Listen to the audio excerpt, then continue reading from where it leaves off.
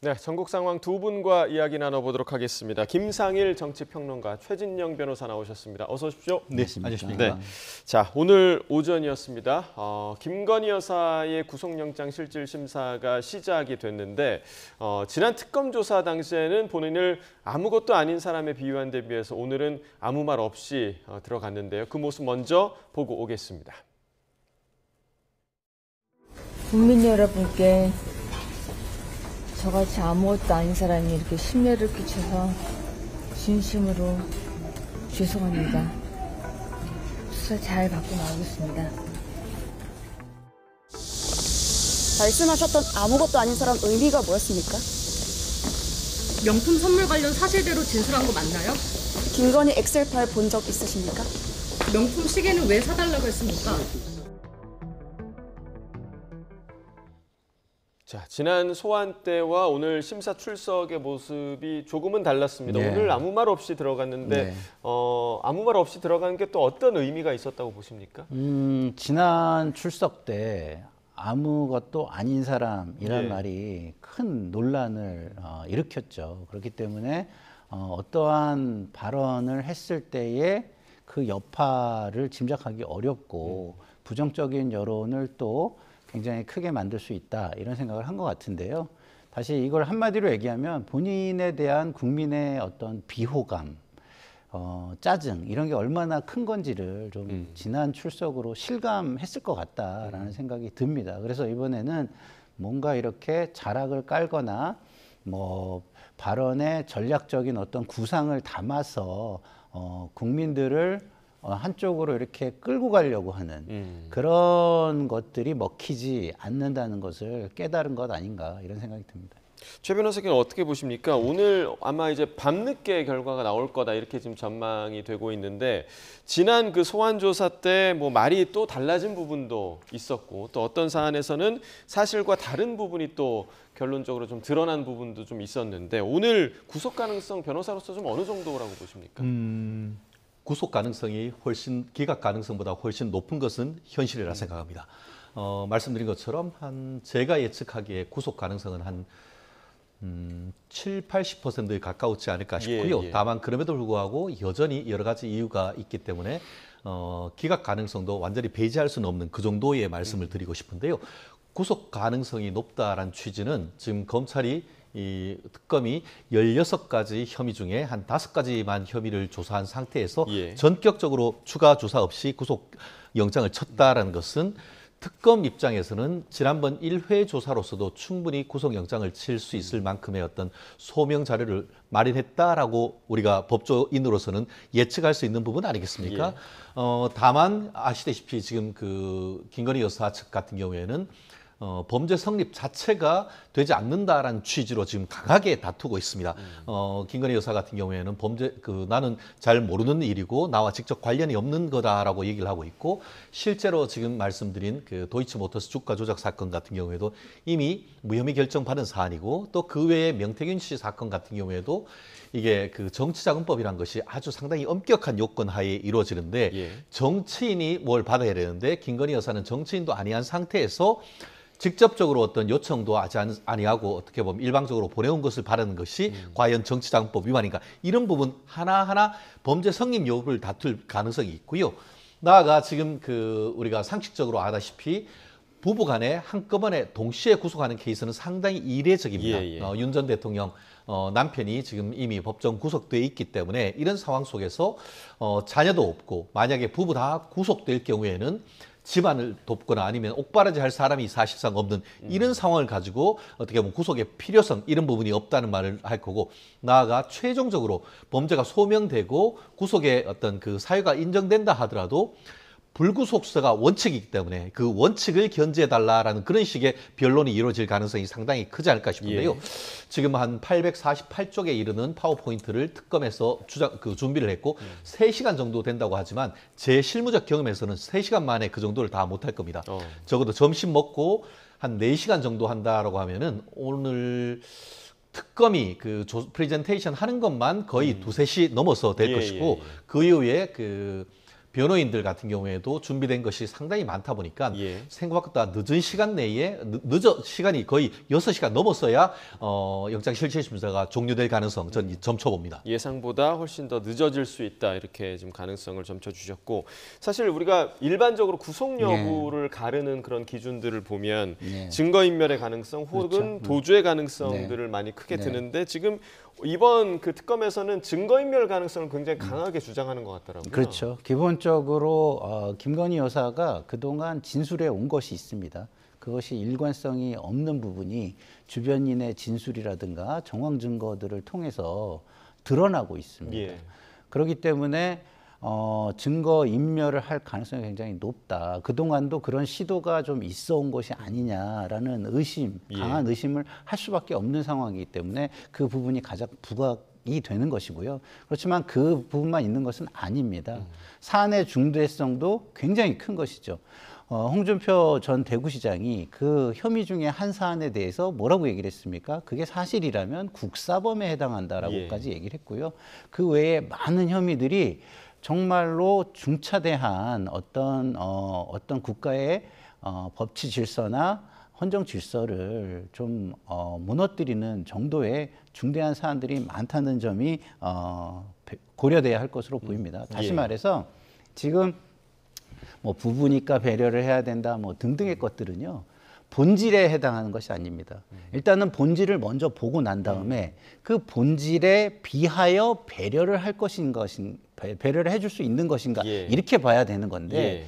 그 배려를 하기에는 본질이 너무 중하고 그리고 좀 전에 우리 최 변호사님께서 목바라지니 뭐 이런 가정이니 이런 말씀을 하셨지만 이런 부분에 있어서는 좀 특수한 지위에 있다. 왜냐하면 윤석열 피고인이나 김건희 여사나 다 그 사실상 지지 팬덤이 존재하고 사실상 정치적인 인물들로 보여집니다. 그러면은 옥바라지나 이런 것들, 그 다음에 가정사의 문제, 자제분들도 없고요. 예. 그런 부분에서 보면은 굳이 그런 것을 배려해야 하는 것일까라는 생각도 듭니다. 예. 사실 그 조금 전에 이제 최 변호사께서도 얘기해 주셨지만 부부가 동시에 구속된다면 그것도 전직 대통령 부부인데 이렇게 네. 되면 사실 국가적으로 참 슬픈 일이 아닐 수는 없을 것 같아요. 어떻게 좀 보십니까? 국가적인 슬픈 일이지만요. 우리가 생각해야 되는 거는 역사에 미치는 미래 역사에 미치는 영향을 먼저 봐야 할 것입니다. 그리고 국민들이 이것을 보고 어떤 생각을 할 것인가를 봐야 합니다. 근데 지금의 흐름을 본다면 그냥 이것이 유야무야 내지는 공평하고 엄정하게 처리되지 않는다라는 느낌을 국민들이 갖는다면 사회적인 갈등과 정치적인 갈등이 훨씬 커질 수 있는 여지가 있습니다. 그래서 이거는 정확하게 결론을 짓고 가야지 어떤 갈등의 여지를 남겨놨을 때 이후 역사가 굉장히 혼란스러워질 수 있고 헌정 질서나 법치 질서, 그 법의 권위와 신뢰를 유지하기가 굉장히 힘들어질 수 있다라는 부분을 봐야 한다고 봅니다. 예. 자, 오늘 그 영장실질심사가 끝나게 되면 김건희 여사는 대기 장소로 이동을 하게 되고요. 사실 기존에는 지금 윤 전 대통령이 수감되어 있는 서울구치소로 가기로 되어 있었는데 남부구치소로 지금 대기 장소를 바꿔달라라는 신청서를 지금 법원에 제출한 상태라고 하더라고요. 이거는 이유가 좀 어디에 있습니까? 아주 간단합니다. 사실 지금 그 명태균 씨 그 정치항법 위반은 사실 윤 대통령과 김건희 여사를 공범으로 해서 넣어놨습니다. 아시다시피 그 한 공범은 분리수용이 원칙입니다. 그러다 보니까 윤 대통령이 지금 서울구치소에 있는 상태에서 한 구치소, 물론 남사 여사는 다 분리돼 있습니다만 그렇게 했을 경우에는 공범 사이의 어떤 의사연락 이런 부분을 처음 생각을 했을 것이고 나아가 지금 오늘 제가 여기에 오기 전에 저희 사무실이 서초동에 있어서 법원 앞을 지나왔는데 김건희 여사와 윤 대통령을 지지하시는 많은 분들이 또 앞에서 반대 시위를 하고 있고 지금 오늘 또 지금 지금 서울구치소 같은 경우에도 윤 대통령 지지자들이 많이 모여있다고 합니다. 한마디로 이 수용시설의 안전, 보안 이런 부분도 함께 만약에 수용을 할 경우에는 문제가 있을 수 있는 그런 부분이 있기 때문에 비록 관할은 다르지만 저쪽 그 구로 철왕동 쪽에 있는 남부구치소로 지금 그 김건희 여사는 인치 장소를 달리했다라고 하는데요. 우리가 역사를 잠깐 되돌려 보면은 예전에 2016년, 17년 때 박근혜 전 대통령 같은 경우에도 구속됐을 때 서울구치소에 수용을 했습니다. 그 반면에 국정농단의 주범이다라고 그때 얘기를 했던 최순실 씨 같은 경우에는 바로 지금 남부구치소로 수용을 했습니다. 예. 그와 같은 어떤 전례 이런 것들을 종합적으로 고려한 것이 아닌가 생각을 합니다. 알겠습니다. 자, 뭐 지금 이제 그 혐의에 대한 이야기를 조금 더 구체적으로 해보자면 이번 구속영장 청구서에 적시한 혐의가 크게 세 가지인데 공천 개입 문제 관련해서 여러 의혹이 제기되고 있고요. 최근에 이제 명태균 씨가 다양한 이야기를 언론에 나와서 하고 있는 그런 상황인데 지금 김건희 여사와 윤석열 전 대통령이 인사권과 공천권을 5대5로 가지기로 했다. 이런 충격적인 그 주장을 했습니다. 아직까지는 뭐 명태균 씨 일방적인 주장이긴 하지만 실제로 이런 합의를 했다면 이건 상당히 좀 심각한 일 아닌가요? 일단은 뭐 합의라고 표현은 하면은 좀 과한 표현일 수는 있으나 실제로 그런 이야기가 오갔고 김건희 여사가 그런 걸 존중해서 명태균 씨 말을 들어서 그런 행위들을 했다면 그건 굉장히 좀 심각한 국정농단 사례가 된다라고 봅니다. 그런 일들이 있었을 거라는 정황적인 의심이 드는 부분이 너무나 많죠. 첫 번째는 김건희 여사가 A급 비화폰을 가지고 모든 사람에게 연락할 수 있는 위치와 살상의 네트워크를 가지고 있었다는 점. 그리고 윤석열 정권에서 그동안 일어났던 수많은 이해가 되지 않는 사안에 대해서는 모두가 김건희 여사가 논란이 되고 있다는 점. 이런 것들을 봤을 때 명태균 씨 이야기가 다소 자기 주장적이고 과장이 좀 있어는 보이지만 일정 부분에 있어서는 실질적인 부분이 존재했을 가능성이 굉장히 높아 보인다. 이것이 합리적인 의심이다. 이런 말씀을 드립니다. 최 변호사께서는 지금 이 주장 어떻게 보고 계십니까? 두 가지 측면을 좀 봐야 될 것 같습니다. 사실 명태균 씨 같은 경우에는 지난 12월 3일 날 구속 기소됐다가 6개월 이상 되니까 그 재판 받다가 이 보석으로 그 석방된 것으로 알고 있습니다. 아마 보석 조건 있을 때 이런 식으로 언론과 접촉하는 것을 허락했을지에 대해서는 상당히 좀 의문이다라는 실무가로서의 좀 의혹을 제기를 하는데요. 어쨌든 그럼에도 불구하고 요즘 보면 본인의 페이스북이라든가 아니면 각종 언론에서 특히 여러 가지 그 유튜브에 나와서 적극적으로 본인의 어떤 진술을 하고 있는 상황인데요. 저는 일면의 진실과 일면의 과장이 저는 있다고 생각합니다. 저도 그 김상일 평론가님의 말씀에 상당 부분 공감하는데요. 전혀 없는 사건을 얘기했을 가능성은 그리 낮지 않은가. 다만 본인이 지금 그 혐의를 받고 있고 구속까지 됐던 그런 상황이라고 한다고 하면은 본인에게 상당히 유리한 시기에 어떤 그를 부풀렸을 가능성은 충분히 또 배제할 수 없다라고 생각합니다. 그렇기 때문에 우리가 재판이란 것은 반대 신문권이 보장돼야 되는 것입니다. 지금 일방적으로 얘기하는 것이 의혹 제기인 것이고 또 지금 있는 것을 자꾸 부풀리고 있는데 과연 그 본인이 구속 기소됐다가 지금 석방된 상태에서 이렇게 적극적인 진술을 언론 활동을 하는 것이 맞는지에 대해서는 그 법정에서 본인이 변호인을 통해서 변호를 하면 되는 것이지 그걸 넘어서 추가적인 어떤 피의자로서 조사를 받아야 될 여지가 있는데 이런 언론 활동하는 것에 대해서는 국민의 한 사람으로서 조금 불편하다. 이런 부분에 대해서는 본인 스스로 자제하는 게 필요할 건데요. 결국은 말씀드린 것처럼 그 본인의 진술뿐만 아니고 이것을 반박하는 어떤 목소리도 해서 실체적 진실 빨리 찾아내야 되는 것이 지금 그 김건희 여사 김건희 특검의 사명이 아닌가 생각합니다. 네, 그러니까 이제 아직까지는 명태균 씨의 일방적 주장이다라는 점을 다시 한번 좀 말씀을 드리고요. 어제도 명태균 씨가 한 언론에 나와서 공천 개입 문제와 관련해서 그러니까 지난 총선 당시에 살생부가 있었다. 살생부라는 건 결국엔 특정 인사에 대해서 이제 공천에서 배제한다라는 뜻이겠죠. 이런 주장을 하기도 했는데 그 내용을 함께 좀 들어보겠습니다. 윤핵관들이 작성했겠죠. 네. 저는 이제 여사가 누가 작성했다는 얘기는 안 하고 저한테 보내줍니다. 그럼 보낸 취지는 뭐예요? 윤핵관들이 이렇게 한 사람들을 날리려고 한다. 윤핵관이란 말을 안 합니다. 예. 그냥 저한테 살생부를 보내줍니다. 예. 김건희 여사가 보냈으니까 김건희 여사한테 물어보면 되고 실질적으로 거기 나온 사람들이 공천을 못 받았거든요. 네, 자, 이 또한 일방적인 주장이긴 하지만 총선 당시에 살생부가 있었다. 일부 인사에 대해서 공천에서 배제하려는 시도가 있었고 실제로 그렇게 이루어졌다라는 주장인데 이 부분 좀 어떻게 보십니까? 기본적으로 이게 조직적으로 이루어졌느냐의 문제는 있지만 모든 공천에서 이런 비슷한 뭐 이렇게 범죄 정도에 준하느냐 준하지 않느냐의 예. 문제지만 비슷한 일들은 다 존재합니다.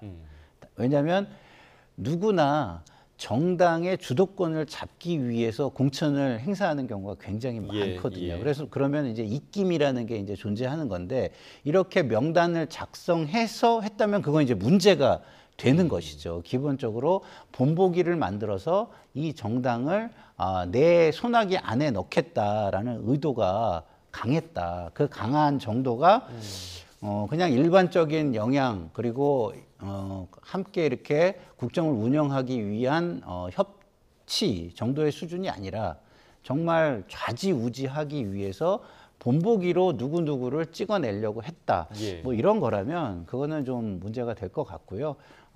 항상 있어 왔던 일이기 때문에 가능성은 분명히 존재하고 예. 그 수위가 어느 정도 수위에서 이루어졌느냐를 살펴볼 필요가 있다. 이런 생각이 듭니다. 지금 보시는 것처럼 특정 이제 전 의원들의 이름들이 열거가 됐고 실제로 지난 공천에서 배제된 인물들이란 말이죠. 그 당시에 좀 어떤 일들이 있었는지 뭐 기억이 나십니까? 사실 뭐 그때만 해도 어쨌든 윤 대통령 집권기이기 때문에 그 사실 자체가 굉장히 중대한 어떤 문제가 됐던 건 아닌 것이죠. 예. 다만 이 부분이 왜 어떤 식으로 문제가 되냐 하면은 박근혜 전 대통령도 그때 이제 공천과 관련해서 이른바 친박 공천 논란이 있었고 정치적 중립 의무가 있는 공무원이 그 정당의 공천에 개입했다라는 이유로 해서 공선법, 공직선거법 위반으로 해가지고 기소가 됐고 실질적으로 별도로 몇 년형을 받은 사안입니다. 이 사안도 말씀드린 것처럼 윤 대통령도 얘기하고 있습니다만 의견을 일정 부분 제시하는 것. 이 부분은 아마 사실 뭐 어떤 정권이건 당연한 것이라고 생각합니다. 그런데 그것을 넘어서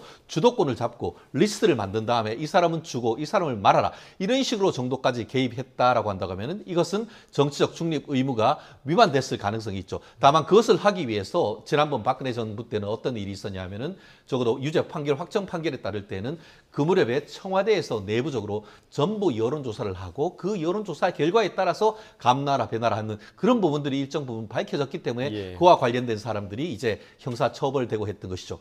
하지만 지금까지 이 사안에 있어서는 명태균 씨의 이와 같은 증언 이외에 이 용산 대통령실에서 조직적으로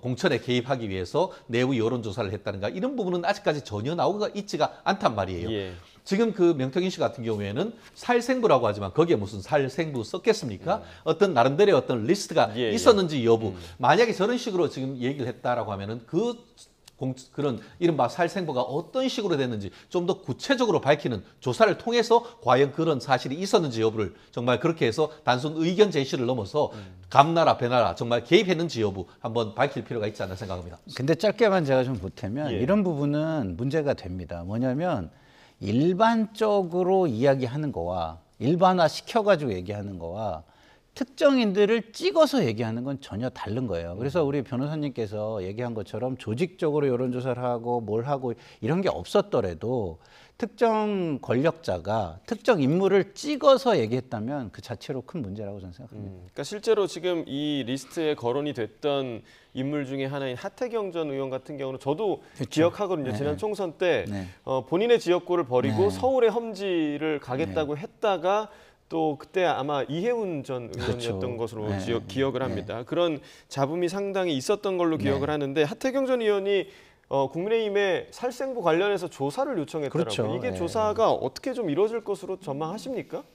글쎄요, 이제 뭐 수사로까지 지금 이어진 거니까 그때 하태경 의원이 이야기했던 것도 조사를 하겠죠. 하태경 의원을 불러서 그런 말을 한 의도가 뭐였는지, 그때 어떤 정황이나 증거가 있었는지 이런 조사를 하게 될 것으로 저는 보는데 예. 그 당시에는 우리 변호사님 말씀대로 윤석열 정권이었기 때문에 이런 것들을 조사하거나 살생부에 대한 어떤 언급하는 것조차도 쉽지 않았었던 것이라고 저는 봅니다. 예. 그러면 이 부분이 지금 명태균 씨가 얘기한 이 부분이 특검 수사에서 밝혀질지 이 부분은 좀 어떻게 전망하세요? 결국 그 명태균 씨가 지금 이미 출석을 해서 일정 부분 특검에서 진술을 한 것으로 알고 있습니다. 예. 그 내용을 아마 지금 추가적으로 언론에서 밝히고 있는 것이 아닌가 생각을 하는데요.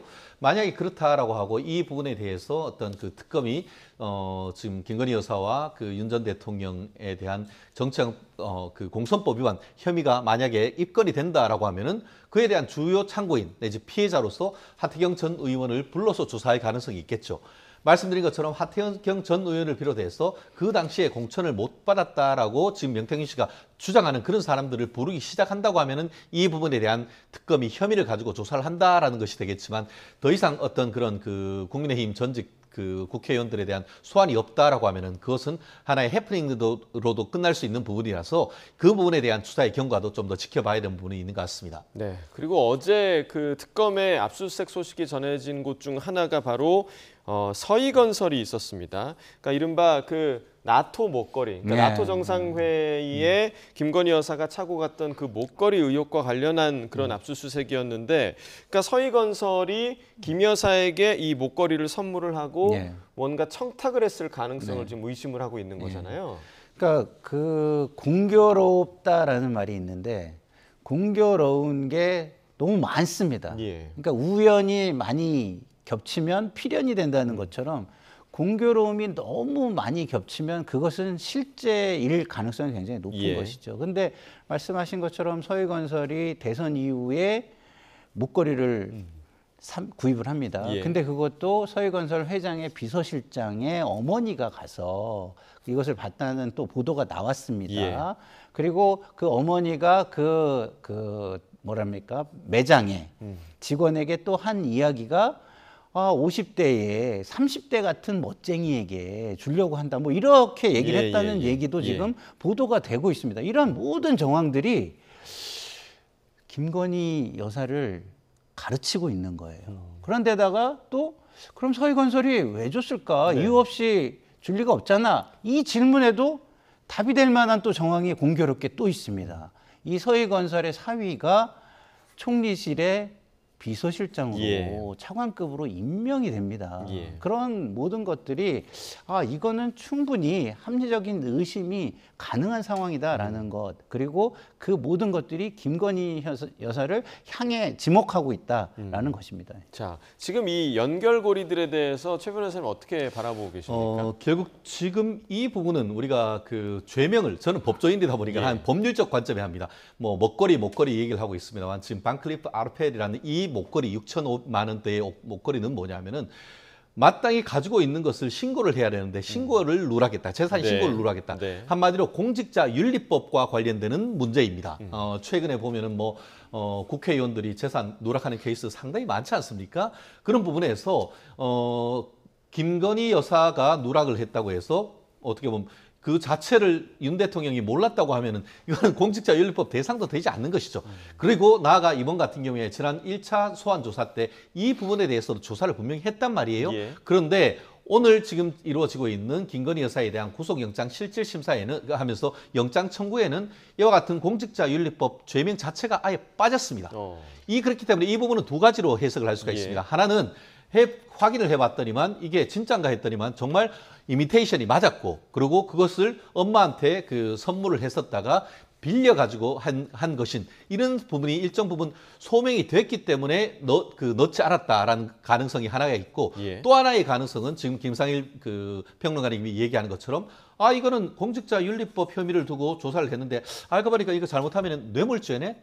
라고 해서 지금 청구를 하지 않고 추가적인 조사를 통해서 어떤 그 직무 관련성이 있을 경우에는 뇌물, 조금 더 구체적으로 얘기하면은 특정 그 특가법상의 알선 수재 혐의로서 추가적으로 인지하기 위한 수순일 가능성, 플랜 A와 플랜 B가 다 있다고 생각하기 때문에 아직까지는 어떤 사안이 한마디로 완전 무혐의인 것인지 아니면 좀 더 구체적인 혐의로 들어가는 것인지에 대한 것은 아직까지는 단정하기는 이르다, 이렇게 말씀을 드리고 싶습니다. 그럼 말씀해주신 그 후자의 의도가 있다면 어제 그 서희건설 압수수색을 그런 의도로 해석할 수 있는 부분이잖아요. 그렇기 때문에 저는 서희건설에 대한 압수수색 영장 기재 범죄 사실이 무엇인지에 대해서 굉장히 궁금합니다.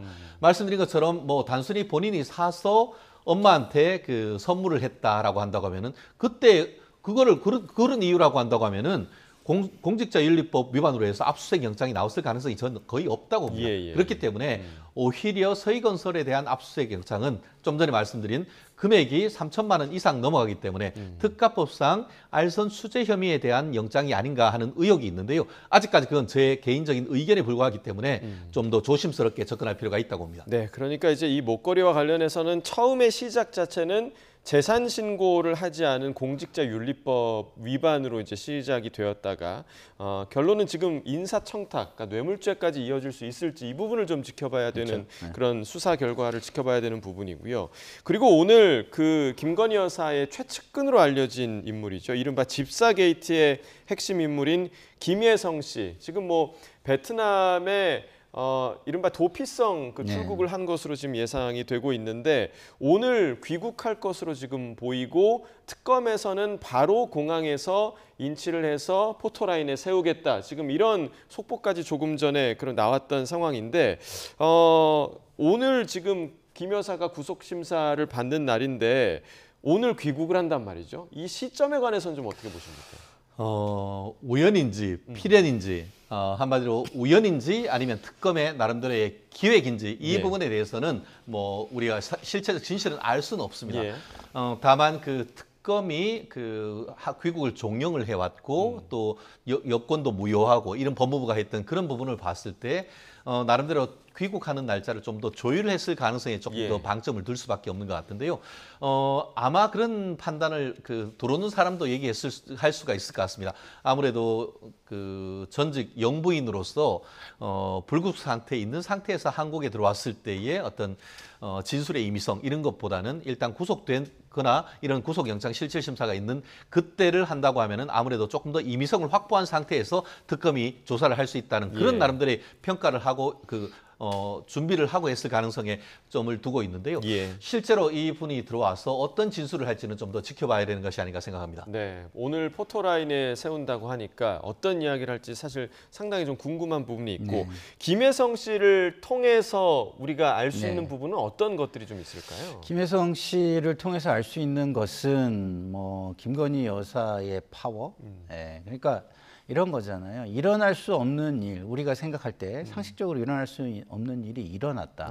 그럼 왜 일어났을까? 그 배후에 권력자가 있는가? 근데 그 권력자가 김건희 여사다. 뭐 이런 거죠. 자, IMS 모빌리티라는 자본 잠식 회사가 있어요. 어느 누구도 거기에 기가 막힌 사업 플랜이 있고 나에게 뭐 큰 이익을 선사할 수 있다라고 하지 않는 한 거기에 투자를 할 수 없습니다. 근데 더더군다나 민간 기업은 하이 리스크 하이 리턴을 할 수 있지만 한국증권금융이라는 곳은 사실상의 공공기관입니다. 절대적으로 하이 리스크 하이 리턴을 이렇게 추구할 수가 없는 곳이죠. 근데 그런 곳에서 큰 돈을 자본 잠식 회사에 투자를 한다. 그리고 구주만을 또 이렇게 그 김혜성 씨와 관련된 구주만을 매입해 준다. 이 모든 정황들이 사실상의 특혜인 겁니다. 그렇기 때문에 이런 것들이 어떻게 이루어졌느냐? 김건희 여사의 영향력 하에 이루어졌다라고 본다면 사실상의 모든 특혜, 그러니까 불법에 해당하는 특혜들이 김건희 여사의 비호 아래 그리고 영향력 하에 이루어졌다 이런 것을 이야기해 주는 것이기 때문에 그런 의미가 있다라고 보고요. 그리고 김여사 씨가 이제 우리가 집사라고 이야기하는 이유는 그 김건희 여사의 어머니의 그 문제가 있었잖아요. 그 돈을 빌려가지고 문서를 위조하고 그런 거기에 사실상 같이 법에 뭐랄까요? 죄를 받은 그런 분이에요. 그런 일을 같이 하고 그래서 상당히 믿을 수 있는 사람이고 어떤 경제적이거나 아니면 정치적인 이익을 함께하는 최측근. 공동체적인 입장에 있었다라고 볼 수 있는 부분이 지금 김여성 씨를 바라보고 있는 가장 우리의 관심사 중에 하나입니다. 자, 김여성 씨 아마 오늘 오후에 베트남에서 이제 인천공항에 도착할 예정인데 포토라인에 서서, 그러니까 특검의 포토라인에 서서 어떤 이야기를 할지 좀 주목해야 할 부분인 것 같고요. 자, 윤 전 대통령 이야기로 좀 넘어가 보도록 하겠습니다. 윤 전 대통령 2주 만에 열린 내란 우두머리 혐의 재판에 또 출석을 하지 않았습니다. 내란 재판 4회 연속 불출석인데요. 지금 뭐 이 부분에 대해서 직위원 판사도 불출석에 따른 불이익을 좀 감수해야 한다 이런 말을 했다고 하는데 계속해서 지금 안 나올 것 같죠? 현실적으로 지금 앞으로 나올 가능성도 현실적으로 좀 낮아진 것이 아닌가 생각을 합니다.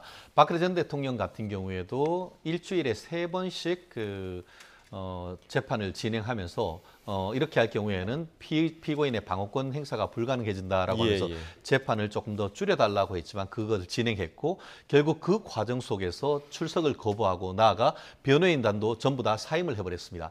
그렇게 되니까 그 재판부에서는 국선 변호인을 선임을 해서 재판을 진행하면서 골석 재판을 진행했던 경험이 있습니다. 아마 그와 비슷한 식으로 넘어갈 가능성이 지금 있어 보이는데요.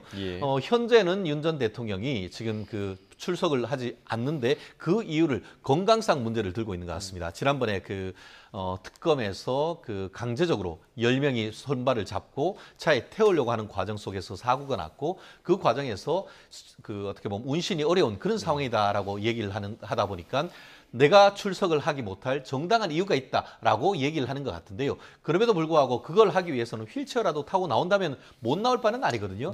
그럼에도 불구하고 지금 나오지 않는 것은 사실 이제는 형사적인 것을 넘어서 정치 투쟁을 하는 그런 어떤 단계로 넘어가는 것이고 1차적으로는 지금 본인이 불출석하는 것이지만 2차적으로는 박근혜 전 대통령 때처럼 변호인단도 다 사임을 하는 그런 부분도 생각하지 않을 수 없는 것 같은데 결국 이런 식으로 했을 경우에는 다투어서 내가 무죄가 나올 가능성 이 부분에 대한 염두를 두고 있다보다는 어차피 이렇게 된 거 그냥 정치적 투쟁으로서 정치 쟁점하겠다는 그런 의도가 좀 읽히는 것 같습니다.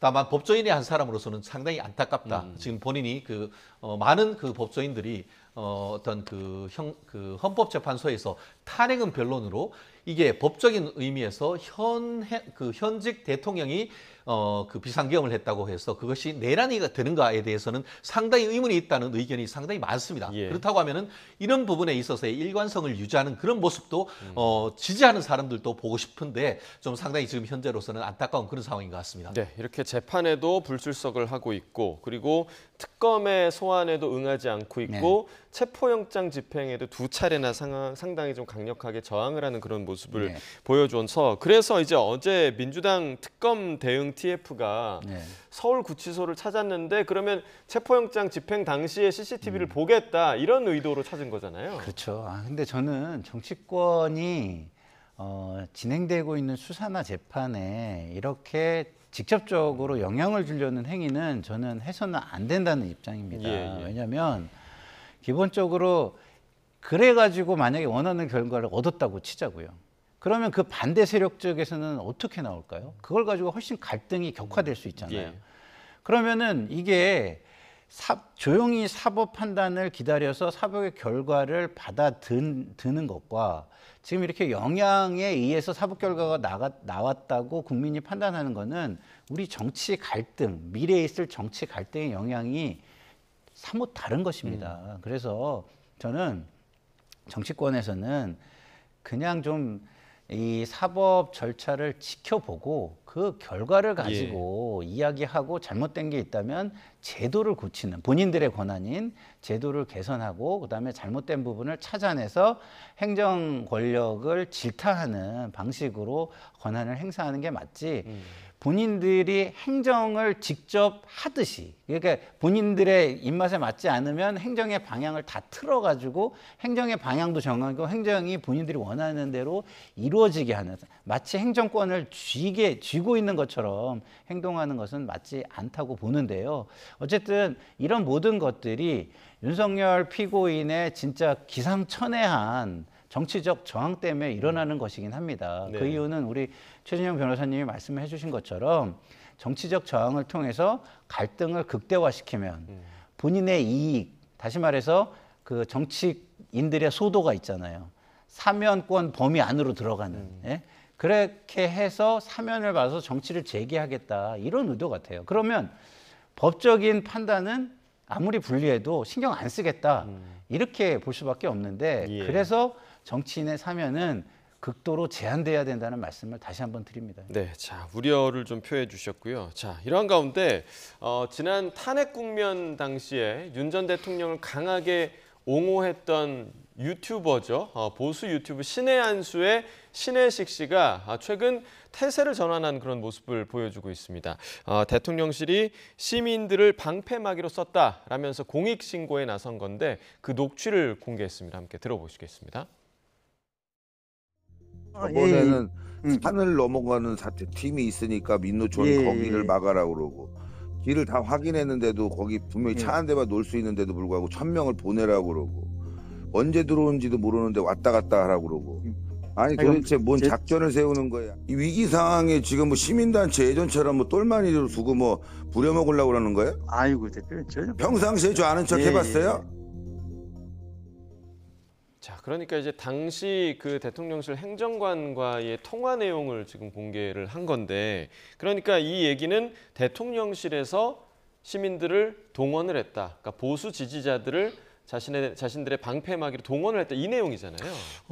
내용을 봤을 때는 뭐 어떤 부탁을 했는데 그에 대해서 상당히 격앙돼 가지고 우리를 이렇게 이용하려고 하느냐라고 항의하는 그런 쪽인 것이고 예. 행정관 같은 경우에는 그에 대해서 예 이렇게 좀 방어적으로 얘기를 하는 것 같은데 아시다시피 그때 상황을 보면은 그 경찰 특공대가 들이닥치고 1, 2차에 있어서 어떻게 보면은 영장 집행을 하기 위해서 예. 정말 전투 상황 비슷한 데까지 갔던 것 아니겠습니까? 그런 상황 속에서 아마 용산 대통령실 행정관이 그 밖에서 집회 시위를 하고 있고 거기를 사실상 어떻게 보면 리더격인 신혜식 씨에게 이와 같은 부탁을 했던 가능성이 지금 염두되는 것 아니겠습니까? 다만 그때는 적극적으로 윤 대통령을 옹호하고 한 그 어떻게 보면 윤어겐을 부르짖었다가 어떤 경과를 통해 가지고 지금 그 본인이 이런 식으로 이 사실 자체를 공개하는지에 대해서는 사뭇 어떤 의도인지 저도 사실 잘 모르고 특히 그 자유우파 진영에 있는 분들도 상당히 이 상황에 대해서 의아하게 생각을 합니다. 다만 지금 그 제가 알기로는 그 신혜식 씨에 대해서 지금 수사기관이 조사를 하고 이런 부분이 있는 것으로 알고 있습니다. 그러다 보니까 그런 부분에 있어서의 어떤 본인의 나름대로 심경의 변화가 있을 수도 있고 또 그의 어떤 형사 책임과 관련되는 본인의 어떤 책임을 줄이려고 하는 의도도 있는 것 같은데요. 그 의도가 무엇이건 지금 그 앵커께서 질문하는 것처럼 과연 그 당시에 용산 대통령실에서 지지하는 사람들을 방패막이로 동원했는지 여부 이 부분에 대해서는 다시 한번 좀 확인할 필요도 없지 않나 생각을 합니다. 자, 지금 이 통화 녹취에서 인상적이었던 부분은 행정관과 신혜식 씨의 뭔가 상하 관계가 있는 듯한 그런 모습이었거든요.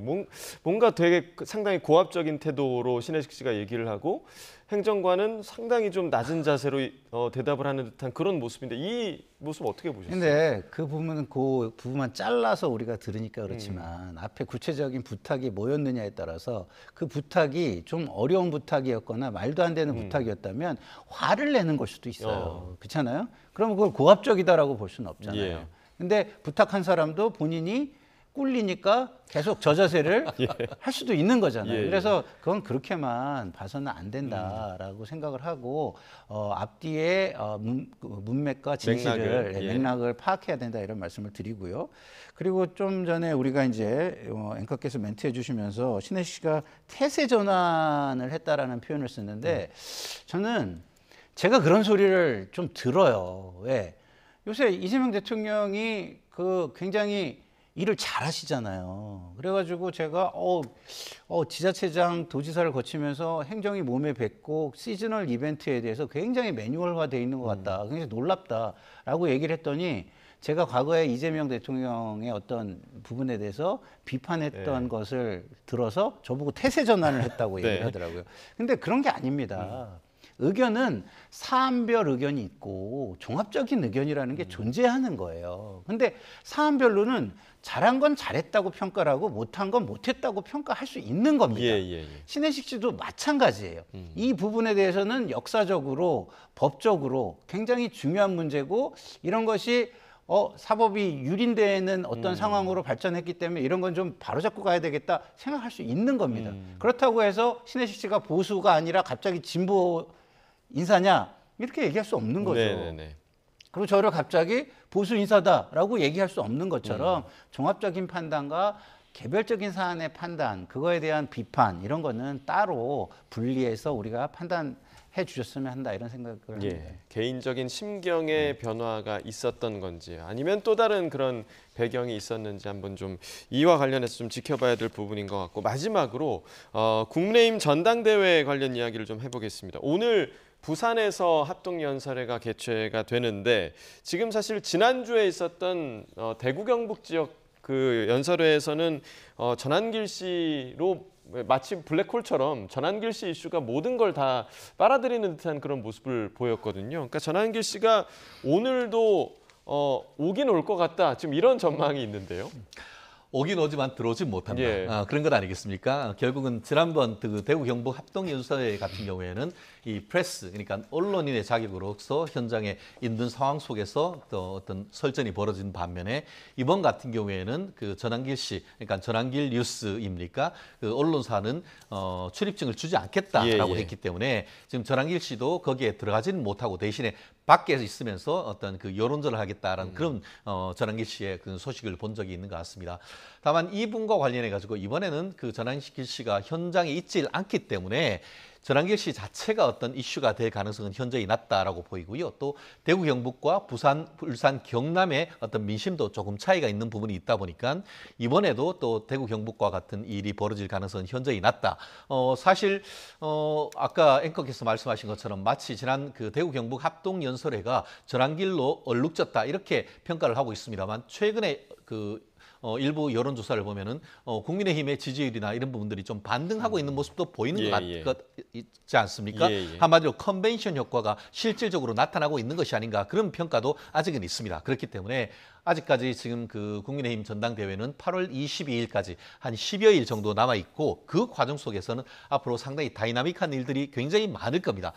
민주당도 항상 그랬으니까요. 그렇기 때문에 이런 부분은 국민의힘을 지지하건 모든 국민들이 좀 더 긴 시선으로 지켜봐 주셨으면 하는 그런 바람입니다. 네, 국민의힘 선관위 차원에서는 지금 뭐 전한길 씨 관련해서 출입 금지 뭐 공고를 붙이겠다 이렇게 지금 조치를 밝힌 상황이고 근데 이제 윤리위에서 징계는 또 미뤄졌단 말이죠. 그래서 그러니까 이런 일련의 현상들이 정말 전한길 씨를 내치려는 게 맞냐?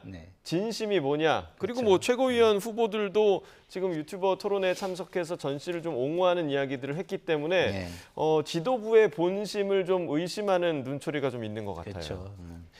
지도부의 본심 의심보다는 지도부의 비겁함을 우리가 느끼는 거라고 저는 보는데요. 자, 전한길 씨가 지금 어떤 정치에 어떤 영향을 주고 있느냐?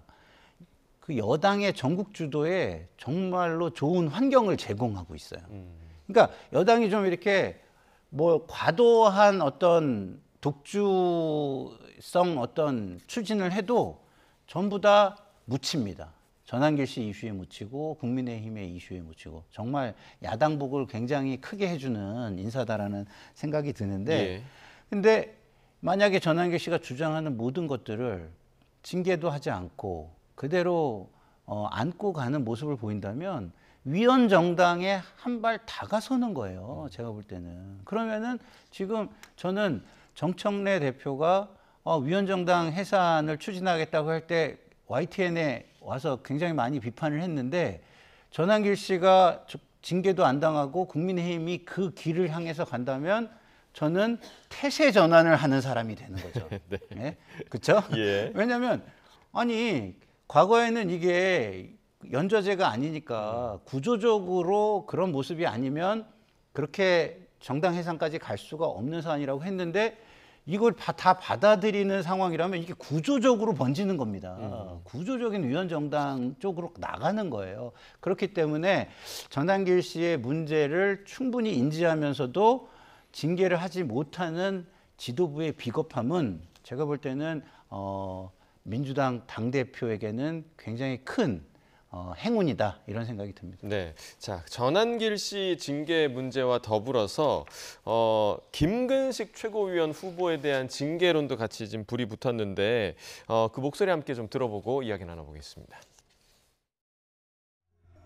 김근식 후보가 당초에 그 연설 전에 30초 동영상을 틀고 연설을 시작하는 과정에서 그 전한길 씨를 강력하게 비판하는 그런 내용의 동영상을 틀고 그걸 보면서 김근식 후보가 이 열세인 자신의 그 득표력을 만회하기 위해서 노이즈 마케팅을 하고 있구나라는 생각을 했었고 좀 더 나가서 이른바 친한계의 지지를 받기 위해서 저렇게 좀 스스로 이런 논란을 불러일으키는구나 하는 정도의 생각을 했었습니다.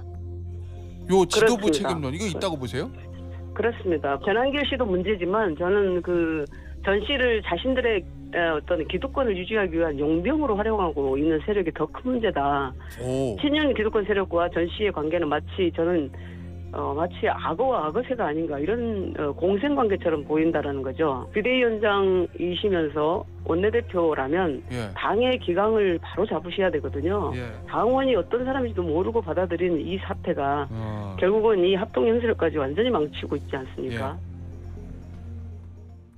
지금 뭐 양양자 후보의 이야기가 조금 전에 평론가님 해주신 이야기랑 상당히 좀 맞닿아 있는 부분인 것 같고 김재원 최고위원 후보 같은 경우는 오히려 김근식 후보가 자극했다 이거잖아요. 결국은 먼저 선빵 날린 사람이 잘못이냐, 그에 대한 대응한 것이 잘못이냐 이런 얘기인데 또 어떻게 보면 중도층에 있는 시각에서 봤을 땐 둘 다 잘못이다 이런 얘기도 할 수 있는데 어쨌든 전체적으로 지금 이것이 대통령 선거가 아니고 국민의힘 당원들을 한 내용이고 80%가 당원, 또 여론조사가 20%다 보니까 아무래도 강성 당원, 특히 그 전화 오거나 본인의 앱으로 투표를 해야 될 때 투표를 하는 사람에게 강성 지지자들에게 호소해야 하는 그런 부분이 있다 보니까 결국은 현재의 어떻게 보면은 그 기존의 어떤 강성 친윤 내지는 전통적인 국민의힘 지지층에 호소하는 전략을 하는 과정에서 그를 대표하고 있다고 보이는 전한길 전 한국사 강사한테 투사가 된 것 아니겠습니까? 근데 지금 그 바로 윤리위원회에서 징계를 하지 못하는 것은 아시다시피 현재는 비대위원 체제입니다. 민주적 정당성이 떨어지는 것이죠. 결국 한 10일 뒤로 다가온 8월 22일 날 당대표와 최고위원이 결정이 되면은 거기에서 징계 여부를 결정하도록 하는 그런 약간 미룬다는 그런 의미가 있기 때문에 최종적인 것은 지금 당장이 아니고 실제로 다른 사안에서도 이렇게 단기간에 징계를 하는 케이스는 거의 드물었다고 생각합니다. 그렇기 때문에 8월 22일 날 당원의 결정에 따라서 그 민주적 정당성이 있는 그 대표와 최고위원회에서 결정할 가능성이 높지 않을까 예측합니다. 네, 마지막으로 짧게 지금 반대편 진영에서 바라봤을 때 국민의힘 전당대회 앞으로 좀 어떻게 가야 될 것 같습니까? 국민의힘 전당대회가 갈 길을 잃었다 이런 생각이 들어요. 국민의힘은 이번 전대를 혁신전대라고 얘기하고 있습니다. 그럼 혁신의 본질은 뭐죠? 선거에 이길 수 있는 정당을 만드는 겁니다. 당권을 쥐고 몇몇 사람들의 기득권을 유지하는 그런 전대가 돼서는 안 된다는 건데요. 지금의 방향으로 가면 선거에는 영원히 이길 수 없는 정당이 될 거고 일부 기득권자들이 영원히 득세하는 정당이 될 것입니다. 그러면 이것은 혁신전대가 아니죠. 그래서 갈 길을 잃은, 방향을 잃은 전대라고 보고 있습니다. 알겠습니다. 자, 여기까지 두 분 말씀 듣겠습니다. 김상일 정치평론가, 최진영 변호사와 이야기 나눠봤습니다. 고맙습니다.